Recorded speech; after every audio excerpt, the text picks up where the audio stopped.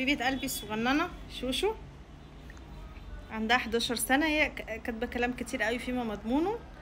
ان هي 11 سنه وطولها 141 ووزنها 31. 141 في 11 سنه بنات او للطبيعي. جميل.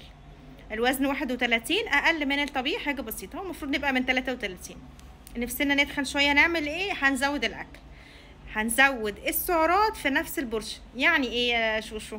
يعني بدل ما انا باكل ساندوتش فيه مسحه جبنه، لا، الساندوتش ده يبقى فيه معلقتين جبنه.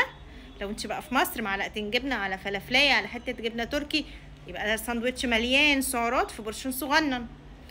بدل ما انا باكل الايس كريم، سوري، بدل ما انا باكل مثلا فاكهيه بس لوحدها، لا، انا هاخد الفاكهيه هقطعها واحط عليها معلقه ايس كريم ورشه مكسرات نيه، وكمان احط عليها معلقه عسل. يبقى انا زودت السعرات في نفس البورشن الصغنن.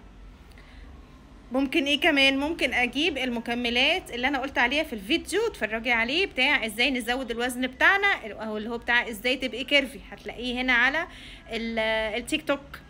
انا قلت على شويه مكملات هنجيبها، اهمها هو الواي بروتين او المكمل اللي بيبقى فيه امينو اسيدز، زي عندنا في مصر الماجزي والبيوجينر والايجي جراس والجراس فورميلا. بناخد معلقتين كبار بنحطهم على كوبايه اللبن في الخلاط، ومعاهم فاكهيه ومعلقه عسل ومعلقتين ايس كريم، فبيبقى كوبايه ميلك تشيك حلوه مليانه سعرات في نفس البورشن الصغير اللي هي كوبايه واحده، من غير ما اكون اكلت اكل كتير. احس ان انا كميه الاكل بالنسبه لي كبيره جدا. اكل في الغداء، يبقى الغداء بتاعي الرز، الخضار، اللحمه دي ممكن احط عليها، ممكن بدل ما اكلها بالرز ممكن احطها في ساندوتش واحط عليها معلقتين موتزاريلا طبيعي، واحط عليها مثلا طحينه، فانا كده زودت السعرات في نفس ايه البورشن. يبقى هي كلمه السر ان انا بزود السعرات بتاعه الوجبه في نفس البورشن الصغير من غير ما ازود البورشن. اسهل حاجه واسهل اكله واشهر اكله بناكلها البورشن بتاعها صغير بس سعراتها كتير، هي البيتزا. لو انت في ايطاليا، البيتزا، بس بقى نزود بقى، بدل ما انا بقى البيتزا الايطاليه دي اللي هي بتبقى عليها جبنه، لا، انا هحط عليها جبنه موتزاريلا وجبنه تركي وجبنه تشيدر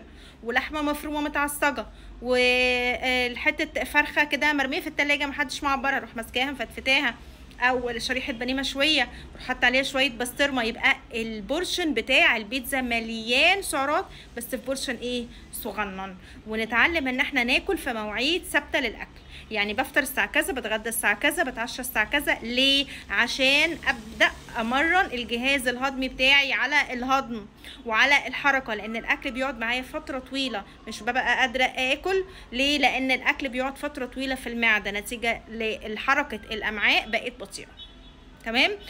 يبقى سعرات كتير في بورشن صغير، مواعيد ثابته للاكل. ايه كمان؟ ان انا اكل وجبات صغيره على مدار اليوم، مش لازم وجبه كبيره، مش لازم كميه اكل كتيره، لا، وجبات صغيره بس كذا وجبه على مدار اليوم. هنزل لكم فيديو تاني، هتلاقوا برضو الفيديو ده موجود على اليوتيوب وجاهز اصلا، اللي هو نصايح بتاعه النحافه. هنزل لكم فيديو تاني شويه نصايح للنحافه تعملوها، هتفرق معاكم جدا. وشكرا على المتابعه يا روح قلبي.